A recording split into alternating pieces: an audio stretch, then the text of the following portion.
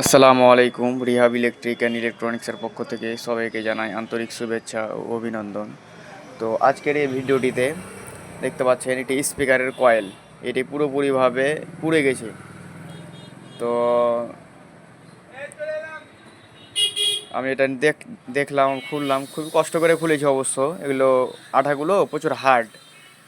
তো খুলে এটি আমি এখন কয়েলটি লাগাবো, লাগালে ইনশাল্লাহ কয়েলটি ঠিক হয়ে যাবে, স্পিকারটি ঠিক হয়ে যাবে, বাজবে আগের মতন। তো একটা জিনিস আপনারা খেয়াল করবেন, এগুলা খোলার পর ভালোভাবে ভিতরে দেখতে পাচ্ছেন, ভালোভাবে ভিতরটি পরিষ্কার করে নেবেন। আমি অবশ্য করিনি এখনও পরিষ্কার, ভালোভাবে পরিষ্কার করে এটি সেন্টারভাবে লাগাবেন। আর একটা কথা হচ্ছে, অনেকজনই কিন্তু লাগানোর সময় আঠাটা ভিতরে ঢুকে যায়।